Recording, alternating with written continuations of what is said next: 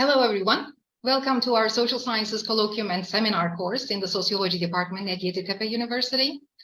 Thank you all for joining us here today for a very special lecture by a very special guest, Dr. Janet Borland from the History Department at the International Christian University in Tokyo.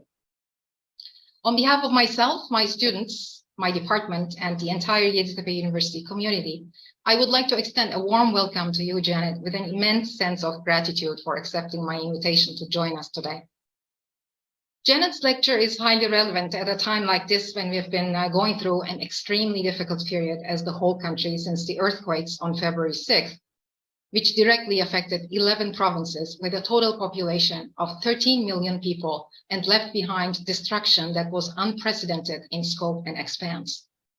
As we have been grieving the loss of lives of nearly 50,000 people and contributing in various capacities to the collective disaster relief efforts to meet the basic needs of close to 2 million survivors, including 850,000 children who lost their homes and loved ones, we have also been thinking about the various dimensions of the disaster in order to understand the underlying factors that led to such colossal damage. No matter what various scholars and commentators identified as the most significant causal factor of the destruction, one assertion everyone agreed on was that although Turkey is a highly earthquake-prone country, we are not a disaster-resilient society. This is where it's useful to juxtapose Turkey and Japan with respect to disaster management and response measures. Like Turkey, Japan is an earthquake country, but unlike us, Japan is one of the most disaster-resilient countries in the world. Interestingly, however, in her book, which traces the process of building disaster resilience in Japan in the aftermath of the Great Kanto earthquake in Tokyo in 1923, Janet lucidly demonstrates that Japan has not always been the earthquake-resilient country that it is today. In contrast to the popular idea that Japanese people owe their resilience to some inborn sense of calm under pressure, Janet tells, quote, "A calm, rational response in the face of disaster is not an innate characteristic of Japanese people, but rather a learned, practiced, and repeated behavior that began in earnest after 1923. This historical example of resilience building that can be achieved if willed and worked at, I find extremely thought-provoking and inspiring. If an essentialist explanation does not hold for the Japanese society, then we have solid grounds to strongly refute an essentialist view in the opposite direction in the case of Turkey.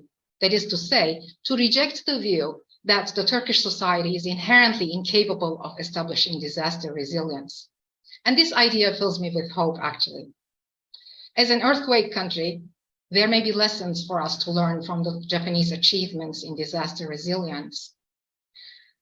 I'm sure you're all impatient to listen to Janet's talk now, so am I, but please bear with me a bit longer because I'm not done thanking Janet yet. As I was pondering what I should say in my opening speech to today's lecture, I noticed that gratitude frequently popped up in my head. This is no coincidence, since gratitude is by far the most salient emotion I've had every step of the way in the organization of this event. Janet has been incredibly accommodating in making this organization possible and extremely generous in responding to our needs for this lecture. Well, first and foremost, we needed her time, and she was willing to give it to us.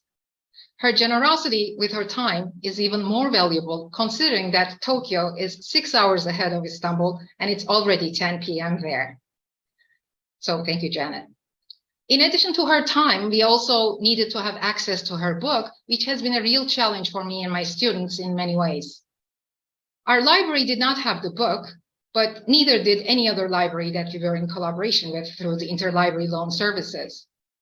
The personal purchase of the book also proved to be an unrealistic option for me and my students because the book was going to be shipped from abroad and would have taken weeks to arrive, that is, on condition that it didn't get lost in the mail. So I was feeling desperate when I wrote to Janet and informed her about the difficulties I was facing. And then came her response, which literally moved me to tears. Janet offered to share a PDF copy of her book with me and my students. Now, Earthquake Children, Building Resilience from the Ruins of Tokyo is Janet's first published book. It is the product of arduous work and highly meticulous academic research that relied on previously unexplored resources. The book was very well received by the academic community and granted many awards. And there she was, willing to share a free PDF of this work with us. Even based on what I have told you so far, I imagine that I'm not alone in my sense of gratitude. But there is still more, and this directly affects all members of Yeditepe University community. After Janet already shared a soft copy of her book with us, which made today's meeting possible, she went ahead and sent a print copy by mail as a donation to our library. Well, this is the moment where any attempt at linguistic expression of gratitude fails me, so I'll take this as my cue to stop talking. Now our students, Selma, Berk, and Selim, will formally introduce Janet and inform you about the flow of the meeting. And then Janet will have the floor. Selim, Berk, and Selma, the mic is yours. Thank you. Hello.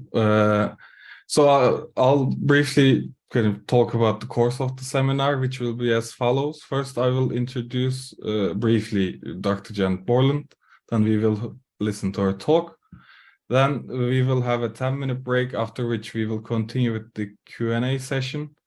Also, please stay for a screenshot at the end of the session as well. Lastly, in order to have some sort of an order during the break, please write in the chat that you would like to ask a question during the Q&A session. We will be going by that message order. So Dr. Janet Borland is a historian of modern Japan whose research focuses on fundamental relationships between people and the natural and built environment. Dr. Borland has won the 2020 Grace Abbott Book Prize for the book Earthquake Children, as Banu Hoca mentioned.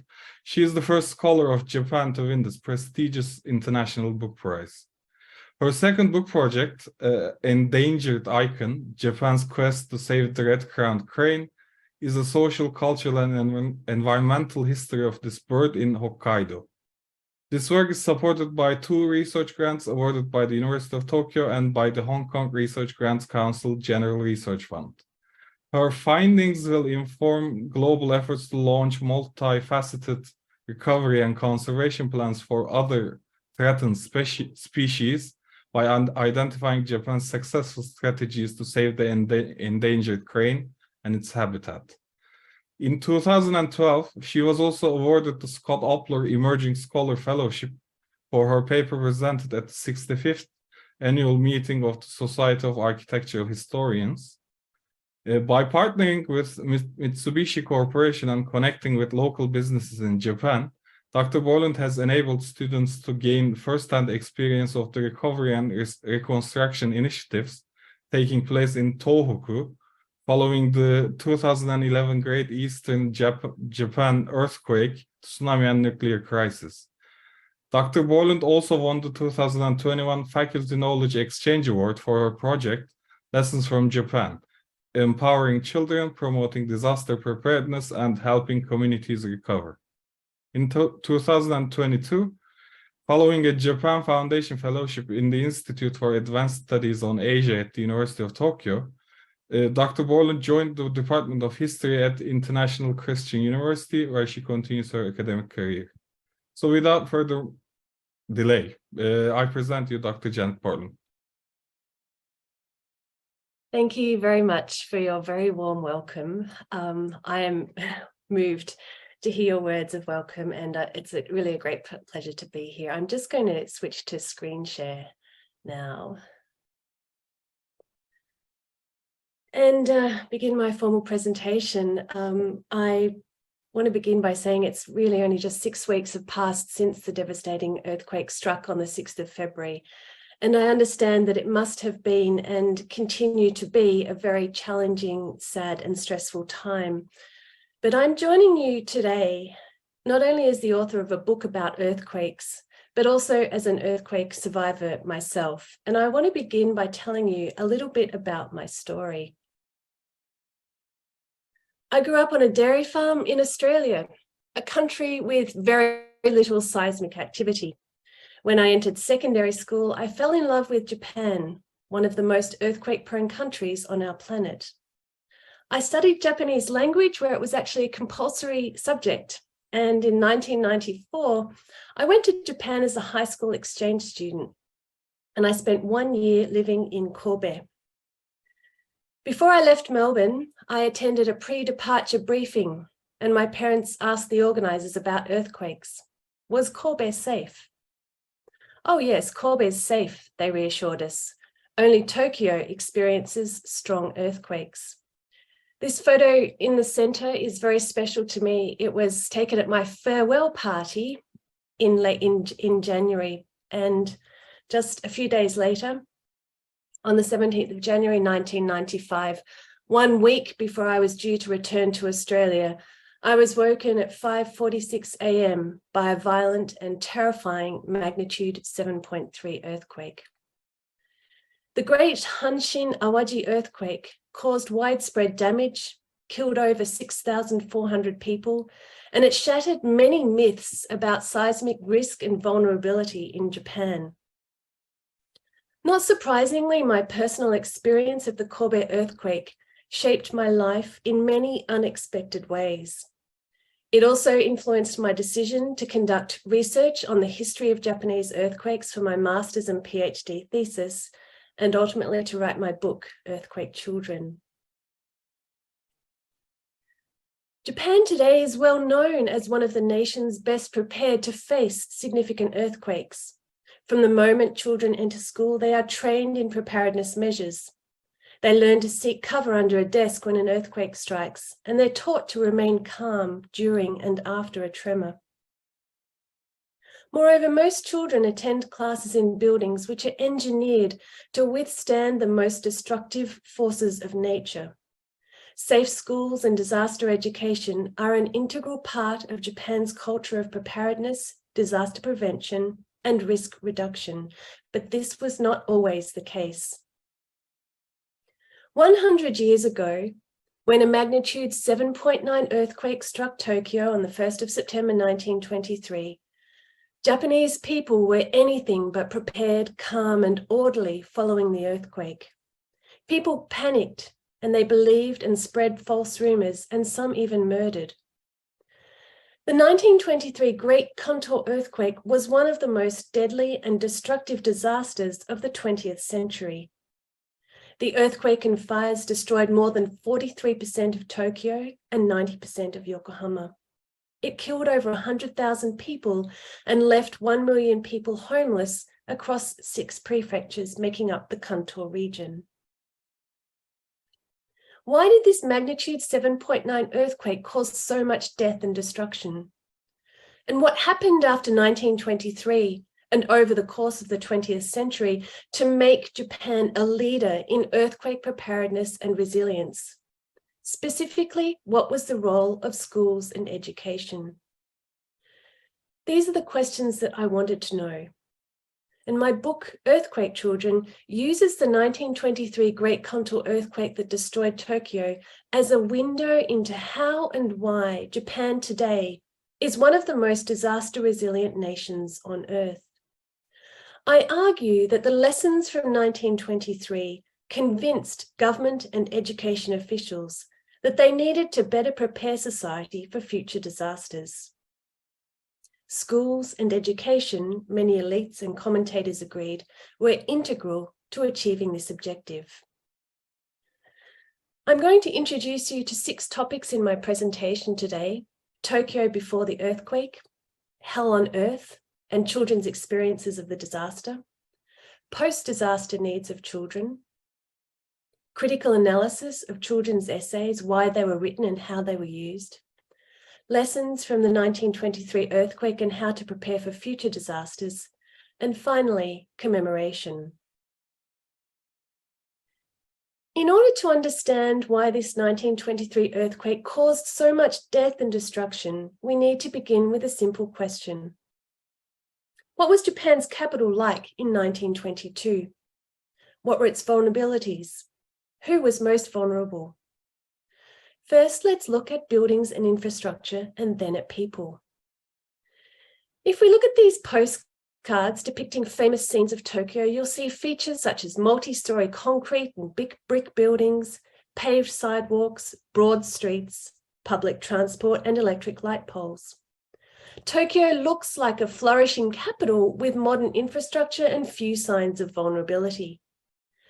But if we stepped outside of central Marunouchi and Ginza to the outlying wards, we would see a very different picture with numerous examples of vulnerable infrastructure.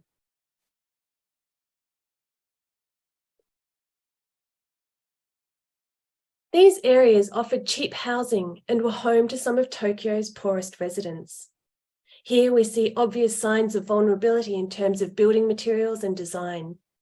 These buildings are all made of wood. They're densely crowded together and separated only by narrow alleyways. In the top right photo, you can see a kettle hanging from the ceiling. Most people cooked food and boiled water over a naked flame. What if an earthquake struck when people were cooking? What if these buildings caught fire? Tokyo in 1922 was the very definition of a vulnerable city. In fact, I would argue that Tokyo was a disaster waiting to happen. Let me explain why. This is a table showing the different building materials used in Tokyo. We've got concrete, stone, brick, earthen, and wooden. 91% of the city's buildings were made of wood, and only 0.1% were concrete. Fires were part of daily life in Tokyo. Between 1905 and 1922, Tokyo recorded an average of 506 fires each year. In 1922, 793 fires destroyed over 1,000 houses. 88% of the fires were accidental. If you were living in Tokyo and a fire erupted, where would you go to seek refuge? Well, let's look at a map. This map illustrates that Tokyo did not have much green space. Although Tokyo had 25 public parks, they only accounted for 2.2% of its land area. This was tiny compared to cities such as Paris with 26%, Washington, D.C. with 14%, and London with 9%. Tokyo's three largest parks were Ueno, Hibiya, and Shiba, circled in green on the map. But on the right side of the map, east of the Sumida River, it was even worse. In Honjo and Fukagawa wards, only 0.61% of the total area was devoted to parks. Where would you escape in a firestorm? I want you to keep this question in mind as we now look at the population. The total population of Tokyo Prefecture was 3.69 million people. And here we have a breakdown by age, with age on the x-axis. Now, looking at these demographics, what do these statistics tell you about Tokyo? Well, Tokyo was young. It was a young city. Unlike Japan today, which is an aging society, more than half of the population was aged under 25. A total of 68,000 babies were born in Tokyo in 1922. Of these, 94% were recorded as living births and 6% as stillbirths. But many of these newborn babies who survived actually suffered from poor health and died before their first birthday. The 5 most common causes of death in children under the age of 1 were diarrhea and enteritis, deformity and congenital weakness, pneumonia, beriberi, and meningitis. What these statistics illustrate is that children growing up in 1920s Tokyo suffered from poor health due to malnutrition and poor hygiene.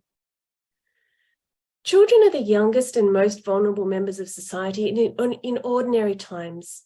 They rely on adults to feed and nourish them, to protect and educate them, to help them grow and become the next generation.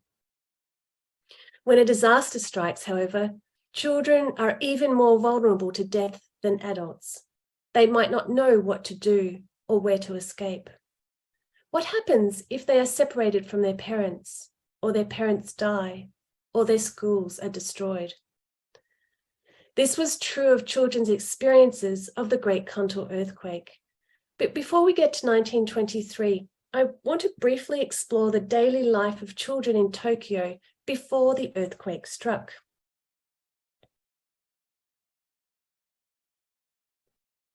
School was a big part of daily life. Education was compulsory, and by 1923, attendance rates in Japan reached 99%. Despite being well educated and highly literate, the Great Kanto earthquake revealed two problems with schools and education in Tokyo and Japan. First, children were not taught what to do when an earthquake strikes. There were no lessons in textbooks or evacuation drills. Second, the school buildings were all made of wood. The city of Tokyo had 196 primary schools in 1923, and most of them looked like these wooden buildings. Tokyo not only needed more schools to accommodate the rapidly growing population, but education officials and teachers wanted more modern schools with better sunlight and ventilation and bigger sports grounds for children to play and exercise.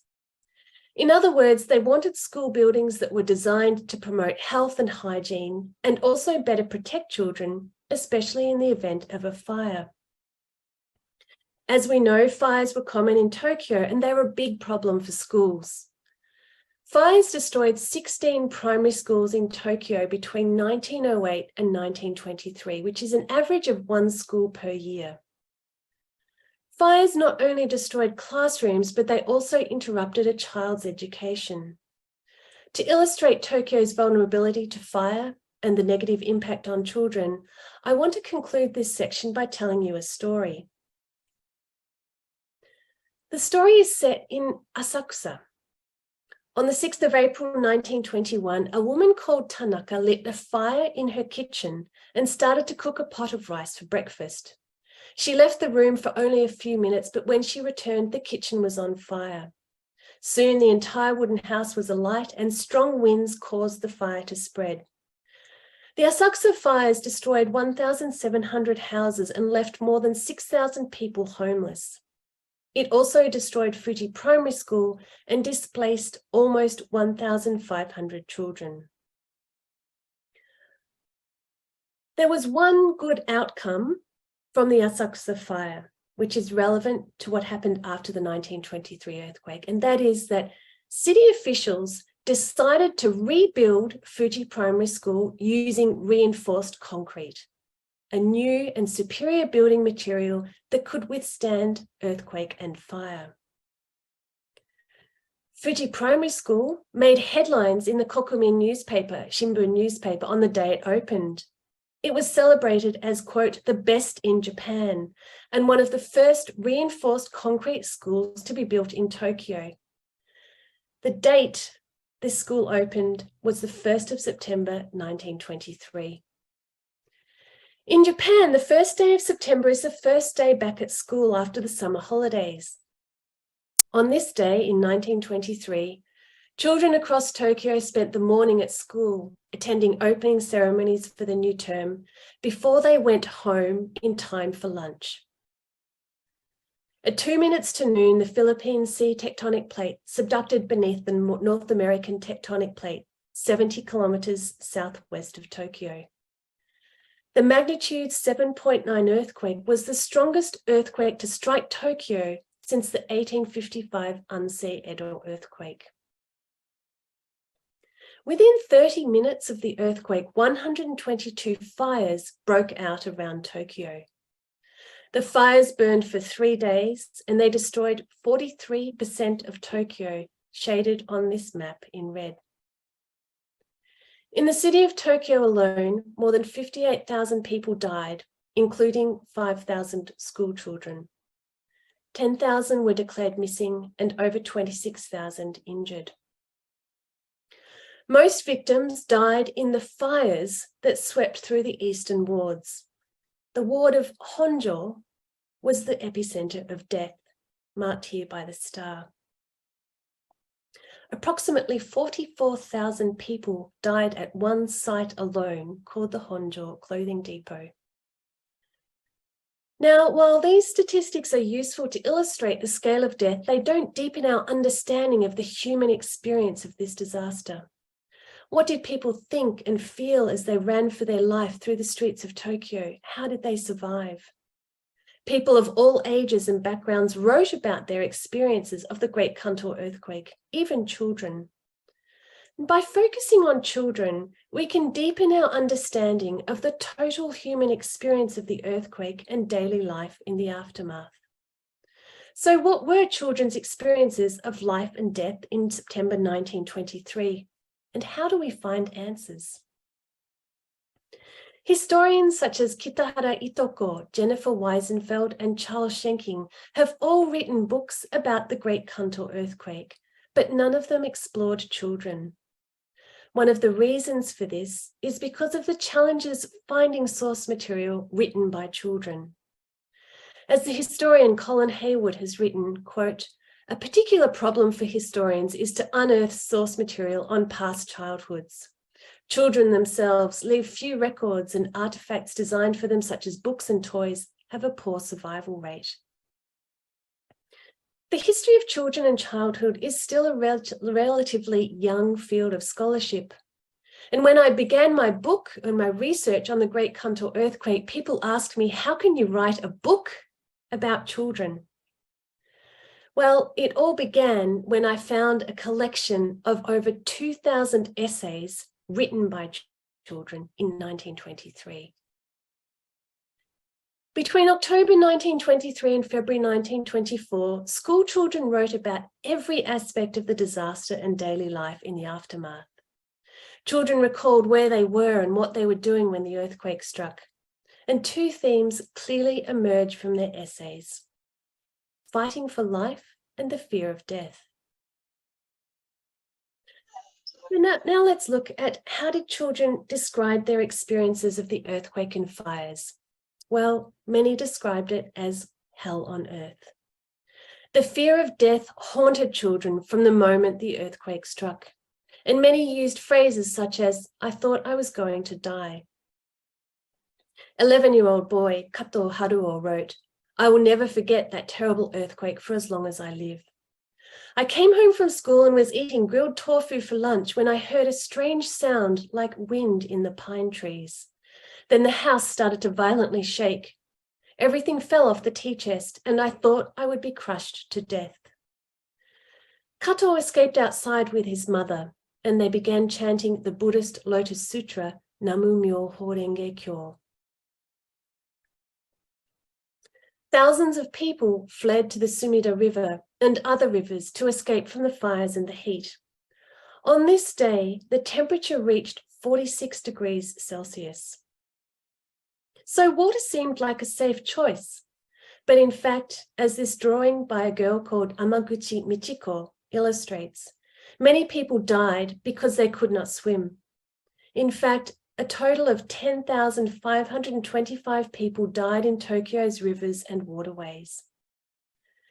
At the scene of this watery graveyard, children recalled stories of miraculous survival, being dragged from the water and rescued by strangers. 6th grade girl Kato Tsune wrote an essay about her close encounter with death when she fell into the Tategawa Canal, and she sank like a stone. She swallowed water and couldn't breathe. She waved her arms about and her heart pounded as she struggled for life. All around, she heard people pray, Namu Myoho Renge Kyo. But Kato was lucky. Someone pulled her up to the surface and she lived to tell her story and draw this picture. And you can see how closely her crayon drawing portrayed real life. This photograph on the left, published in 1923, shows the Ryogoku Bridge in the background and the Kokugikan Sumo Stadium beside it. Other children used vivid phrases to describe the scenes that they witnessed, such as a sea of fires, or it was like hell on earth. But in some cases, children didn't need any words to tell their story. Have a look at this next crayon drawing.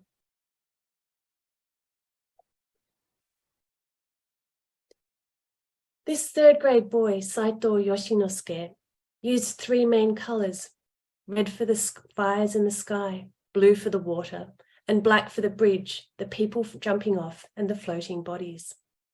His picture tells a story of fear, chaos, panic, and suffering. It also illustrates the terrible choices that people faced between life and death. Death by fire if they stayed on the bridge, or death by drowning if they jumped into the river below. Many children wrote about the people and even pets that they lost, as these simple essay titles reveal. From left to right, we have essays about mothers, fathers, brothers, and friends who died, followed by essays about pets that died, such as rabbits, chickens, and even canaries. Fukamouchi Isamu wrote about one of the most tragic experiences a child could ever suffer. He witnessed his mother drown in the Sumida River. The 6th grade boy concluded, quote, "The more I think about those fires, the more I hate them. I cannot forget, no matter how hard I try." 4th grade girl Nakamura Kuni described the pain and grief of not knowing what happened to her little sister. There are no red flames or dead bodies, but her simple drawing and short sentences powerfully capture her sorrow. Her poem reads, "I wonder if my beloved little sister died in the Tatekawa Canal. She still has not come home. It must have been painful if she drowned in the water. It must have been hot if she burned in the fires." Tokyo's streets became crowded with people and belongings as they tried to escape from the fires. Amidst the panic and chaos, many children became separated from their parents, and one of them was Endo Chiyoko. She wrote this essay titled, "The Earthquake Stole My Parents from Me." She described running through the crowded streets of Honjo to escape the fires. The tofu shop was on fire, the bridge was on fire, she was pushed around by people, and suddenly she realized that her parents were no longer beside her. Endo Chiyoko was one of the many children described as lost or orphaned. Private religious and charitable organizations cared for these vulnerable children and provided food and shelter while they searched for parents or relatives. In fact, many children were eventually reunited with their parents, sometimes weeks or months after the earthquake. So far, I've discussed children's experiences of death and destruction, as well as their feelings of sadness and grief at the time of the earthquake. But children also wrote about the things that made them feel happy and grateful, such as receiving an onigiri rice ball after days without food, or returning to school and meeting their friends again. Their essays contain messages of hope, recovery, and gratitude. As we shall see, the fight for survival did not end after the fires were extinguished. Remember that even before the earthquake, children growing up in Tokyo were already vulnerable to disease, malnutrition, and death. So what happened after the earthquake? Thousands of hungry, thirsty, tired, injured, and frightened people needed food, water, shelter, medicine, clothes, and basic comfort. What needs did children have following the earthquake, and how were their needs different to the needs of adults? How did children say thank you for donations? Life was a struggle for everyone, but especially for children. One girl, Asano Mitsuko, recalled, quote, "We had no food to eat or water to drink. We were so hungry. I thought we might die from starvation. That horrible time passed by like we were in a dream." Then, thanks to the compassion shown by all the countries around the world and the regions of Japan, we received relief items. Now my eyes fill with tears of gratitude when I think about the kindness shown by my teachers who allow me to study and the warm friendship shown from people around the world. In the aftermath of the earthquake, children required specialized forms of care and material relief that was very different to the needs of adults. Let me just share 2 examples with you. First, children needed milk and nutritious food. Government officials were very concerned about children's health, as these newspaper headlines illustrate. On the 5th of September, just days after the earthquake, the Emergency Relief Bureau issued requests for milk. Newborn babies and infants urgently needed milk, either because their mothers had died or mothers could not feed their babies due to stress and dehydration. In response, donations of milk arrived in many different forms, Governors from nearby prefectures sent fresh milk. Companies such as Dairygold donated tins of powdered milk. And even the imperial family donated 10 milking cows from the imperial stock farm in Chiba Prefecture to help feed the hungry infants. Surveys conducted by health officials in October and November found that 40% of Tokyo's children were severely malnourished and anemic due to a poor diet. This was 15% higher than in 1922 before the earthquake. Therefore, from the 25th of October, the Department of Education began distributing nutritious lunches and milk to school children. And not surprisingly, we can even find examples of children writing about these lunches in their essays. 11-year-old Inochoko wrote, "How happy I am! School started back earlier than I expected after the fires. The first day I came back to school, I was so happy I cried. I was relieved to see that my teachers and everyone was safe. Every second day we are treated to a delicious lunch. We get all kinds of things like meat and fish and vegetables. I love coming to school more than anything because there is always delicious food to eat." Her classmate, Hino Ai, wrote, "Every second day I'm given lunch at school. They give us stew. I like stew. I don't like the carrots in the stew, but carrots are medicine though, so I make myself eat them. Before the fires, I was weak, but now I'm getting stronger." In addition to food, children also needed warm clothes and bedding. By the end of September, the Tokyo Asahi newspaper reported that there was not enough warm clothes for cold weather. Newborn babies were a big concern. And as you can see from the second headline, 6,000 babies were expected to be born in barracks this winter. In response, people from Japan and around the world sent warm clothes and bedding. The photo in the left corner shows an official from the Home Ministry with a mountain of cute hats, handmade and sent from all over Japan. On the right is a photograph of American relief goods used for babies at the Japan Red Cross Hospital. These donations of milk, food, and warm clothes often meant the difference between life and death. And recipients expressed gratitude in various ways. Often, children themselves were the messengers, writing letters to thank people for sending warm clothes and rice and textbooks. Imura Ise was so happy to go to school on the 1st of January 1924. She wrote, "I'm so happy, New Year's Day is here at last. I woke up early this morning and was so happy to see the beautiful weather. I went to school with Toshi from next door. The principal had lots to say. After that, a lady from America came with a little girl and they gave us sweets and dolls and ribbons and all kinds of things. I lost everything after the September 1 fires, so I was very happy. I thought I would have nothing to play with on New Year's Day, but I received toys from the Americans and had fun playing with them." But Imura was worried about how to say thank you. "I want to write a thank you letter, but I don't know the alphabet. When I grow up, I want to write a thank you letter in the American alphabet." In fact, one organization came up with a very creative way for children to thank people around the world for their donations and compassion. They drew pictures on postcards. A 12-year-old girl called Okada Yukiko drew this picture of Mount Fuji. On the back, the message printed in both English and Japanese reads, "We, the Sunday school children of Japan, send you our hearty gratitude for your deep sympathy shown at the time of the terrible disaster last autumn."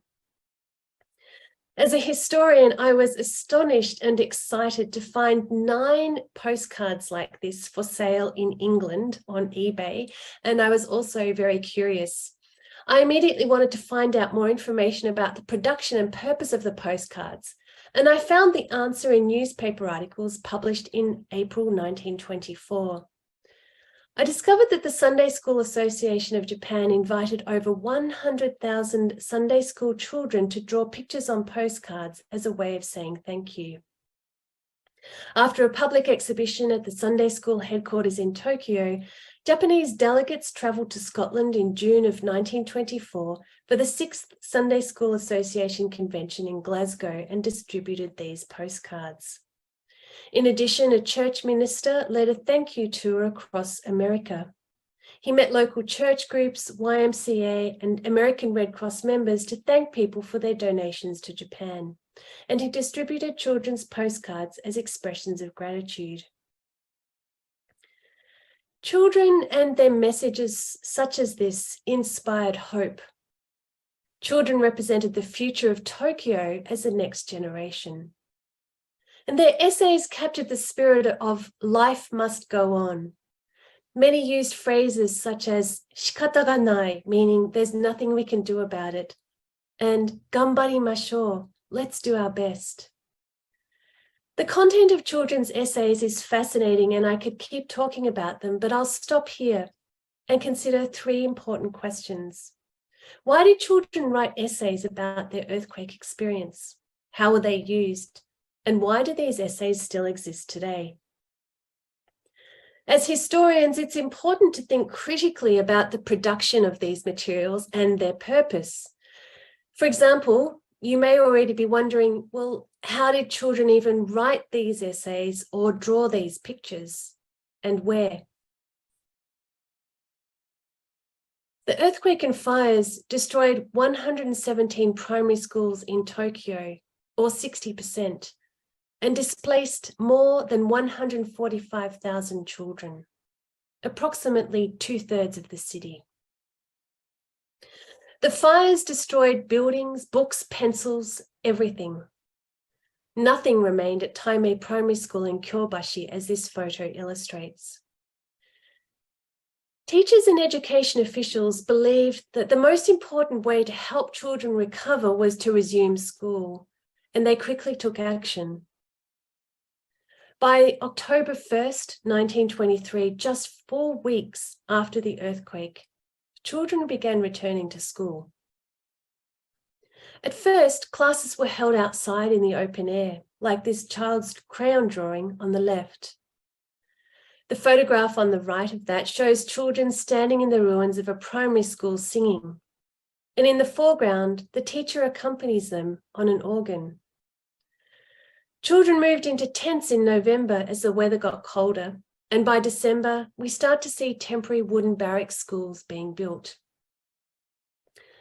One of the reasons why children were able to resume a basic education of reading and writing was largely thanks to the donations of notebooks, textbooks, pencils and crayons sent from all over Japan, as the newspaper articles on the right illustrate.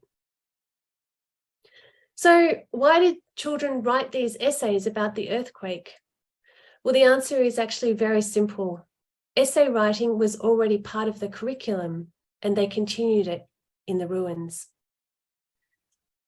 In this essay by 9-year-old Iwata Tsune, we can see that her teacher corrected mistakes and inserted punctuation with a red pen, just like teachers always did. From the teacher's perspective, however, these essays also provided valuable information. Teachers wanted to learn and understand how the disaster affected children. The essays gave teachers insights into children's emotions and fears, their sleep patterns and their nightmares, their family and housing circumstances, as well as their diet and health. In Iwata's short essay, simply titled "The Fires," we learn that she escaped from the fires in Honjo. She saw dead bodies in the river and inside a train, and she returned home to find a pile of bricks and nothing else. Midori Primary School valued children's essays so much that they preserved them in a simple book bound with string and titled Earthquake Memorial Essays, which is pictured in the top left corner. A few months later, Iwata's essay was published. It was faithfully reproduced, character for character. It wasn't only teachers who recognized the value of children's essays, as we'll see government officials did too. On the 1st of March 1924, the city of Tokyo sponsored an earthquake memorial exhibition. According to the Tokyo Asahi newspaper, the exhibition featured over 1,300 items by children, including essays and drawings. Children even made handcrafts, such as this model barracks restaurant in the top right corner. The photo below shows how closely the model resembled a real makeshift restaurant in the ruins. Soon after this exhibition, and owing to its success, Tokyo's mayor, Nagata Hidejiro, announced that the city of Tokyo had decided to publish these essays to remind future generations about the 1923 earthquake. And this is the 7-volume collection which was published, containing over 2,000 children's essays, and it was published on an important day, the 1st of September 1924, the first anniversary of the earthquake. In 1924, the children's essays were regarded as a unique and precious record of an earthquake. One commentator described the significance of the essays as follows. Our country has a long history of earthquakes and fires. We have records from various people that have been handed down to us over the years, but none contain the records of children. These stories about the great earthquake give us an insight into the hearts and minds of more than 2,000 innocent children. They are most likely the first of their kind since the dawn of history. These books are a meaningful way to commemorate the earthquake because they will benefit future generations. That is why we decided to publish them on the 1-year anniversary. Children played an important role in 1920s Tokyo. And in fact, there are many similarities with 2011, in which children's drawings, essays, and creative projects were used as messages of hope and gratitude for people in Japan and around the world following the Great East Japan earthquake and tsunami. Projects such as I See Tohoku in the left corner, organized by UNICEF and Sony, helped children to document their lives and their feelings in the aftermath of the earthquake and tsunami with digital cameras, and enabled adults to see the world through children's eyes. In Ishinomaki, children created sculptures using debris from the tsunami as part of the Watanoha Smile project. Artist and organizer Inugai Tomo explained, quote, "The wreckage, once a symbol of sadness, was transformed by these children into gentle reminders of the human capacity for creation. I thought that the strong children at Watanoha Primary School and the works that they created would bring people hope and smiles." And on the right, we have 2 drawings by children in Fukushima. Ishimoda Kenta drew a flying houseboat that people could ride in the future to escape from a tsunami, while Konno Misaki expressed her thanks to the world with her picture titled Kizuna. Let's now turn to the lessons from 1923. Tokyo's traumatic experiences convinced the Japanese that they must better prepare for future disasters. Children, schools, and education became the primary tools through which experts sought to achieve this. Specifically, they learned 2 important lessons from the Great Kanto earthquake. First, the need to train and prepare society for future disasters. And second, the need to build safe schools. Lesson 1 was teach children what to do. For the first time in Japan's history, children were taught what to do in the event of an earthquake, fire, or typhoon. These lessons were contained in moral education textbooks, so they focused on qualities such as courage and bravery, but they also provided practical advice. They taught children to protect themselves from falling objects, to secure an escape route, to extinguish flames, and also to seek a safe place of refuge. The new lesson for grade 3 children shown in this slide was titled Don't Panic. And it tells the story of a girl called Shizuko, who helped her grandmother and little sister to safety after their house collapsed in an earthquake. In the picture, Shizuko looks calm and relaxed as she throws a bucket of water over the fire. And it's no coincidence that her name, Shizuko, means calm child in Japanese. I should point out here that it took a long time after the earthquake, longer than we might expect, for these lessons to be included in the curriculum. It wasn't until 1936, so 13 years after the earthquake. My book goes into more detail about some of the efforts and challenges that seismologists faced. They were the ones actually leading the campaign and who ultimately succeeded in getting this lesson included in textbooks. Teachers' manuals also included instructions for conducting evacuation drills. And today, these are a standard part of life for every child growing up in Japan. The second important lesson from 1923 was to build safe schools, both earthquake and fire resistant. This is what Tokyo's primary schools looked like before the earthquake. As you'll recall from earlier slides, school buildings in 1922 were wooden structures, vulnerable to fire. They were overcrowded and outdated in terms of hygiene, sunlight, and ventilation.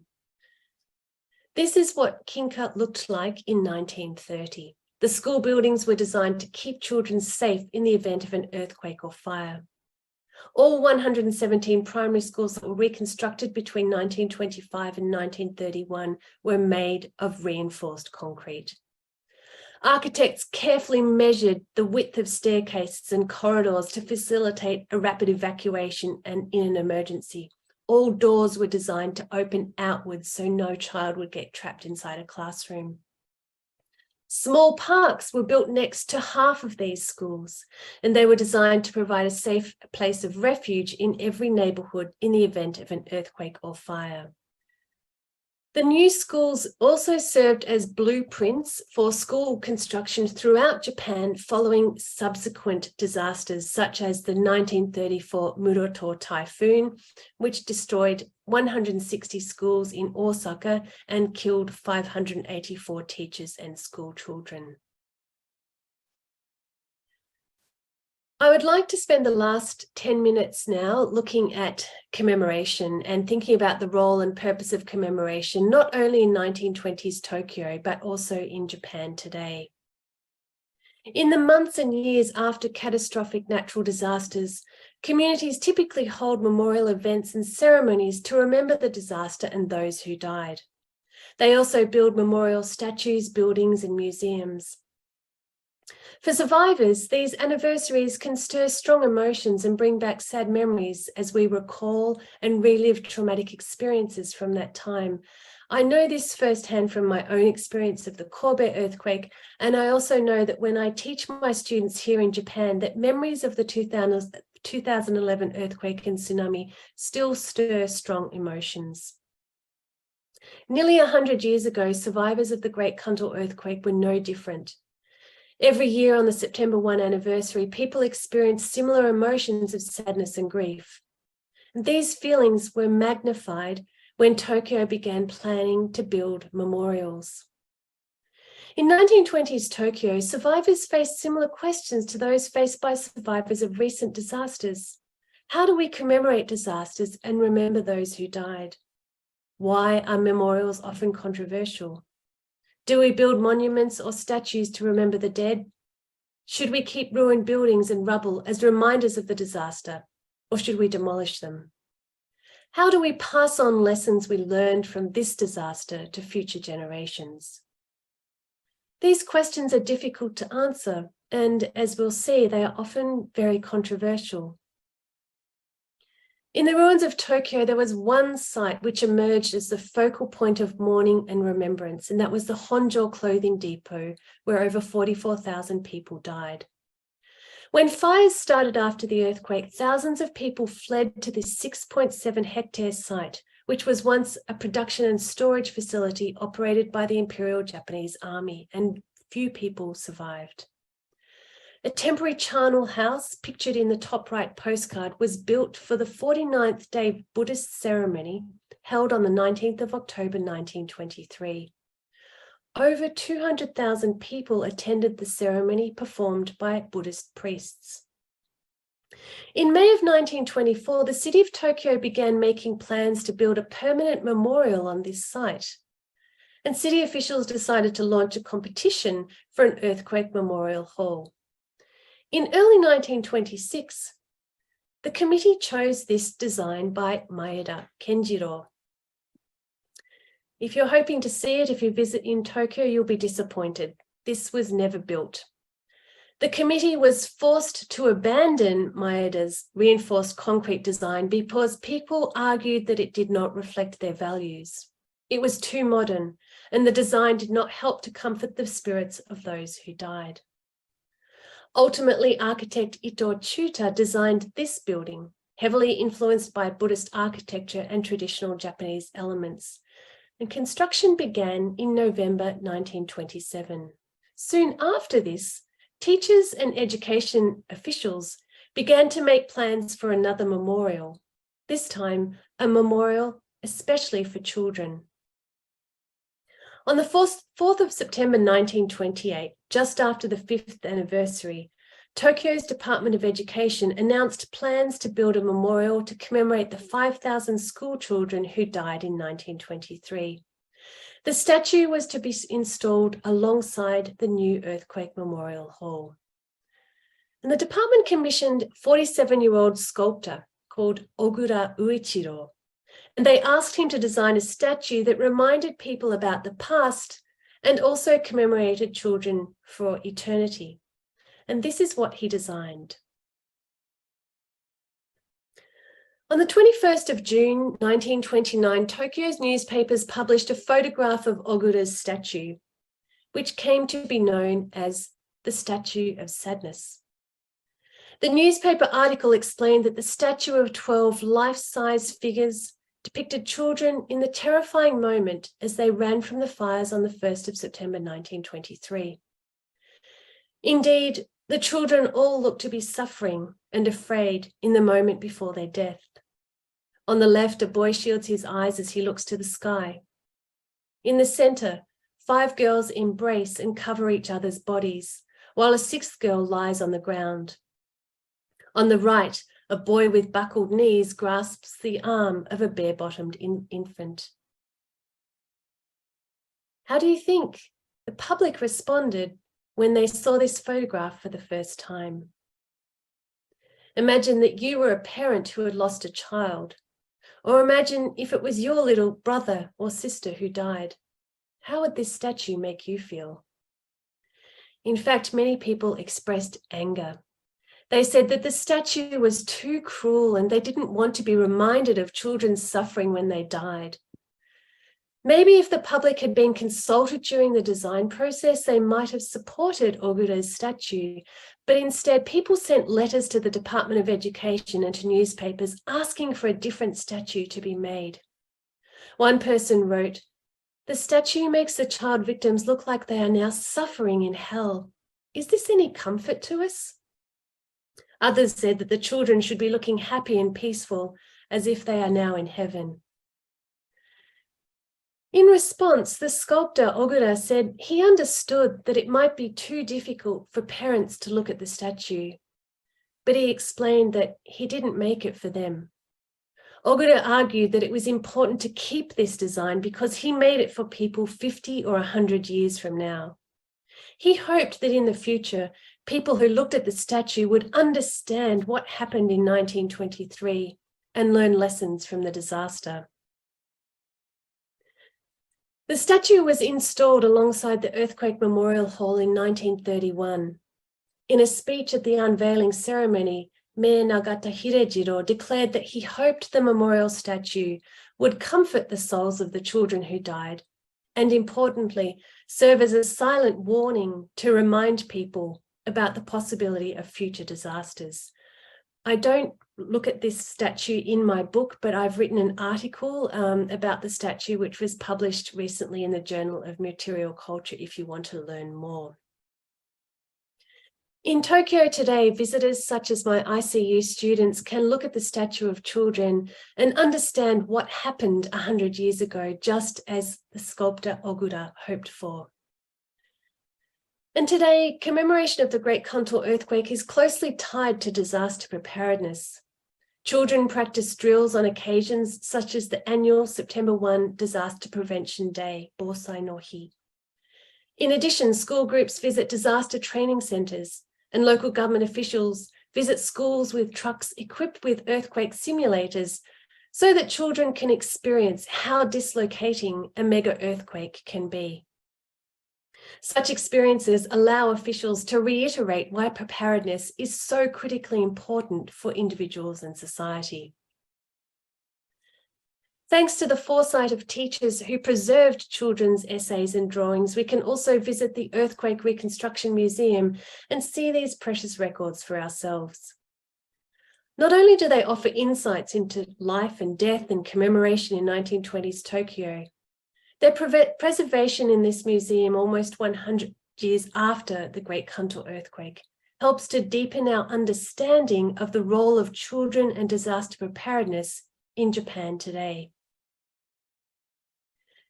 In conclusion, every earthquake is different, and every individual's experience of a natural disaster is different. I shouldn't say a natural disaster, of a disaster is different.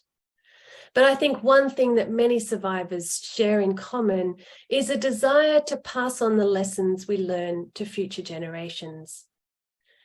Japan's diligent efforts to learn lessons following each disaster and the rigorous endeavours by experts to revise building codes or refine preparedness measures have resulted in cumulative improvements over the course of the 20th century and helped to ensure that Japan remains at the forefront of disaster preparedness. Thank you.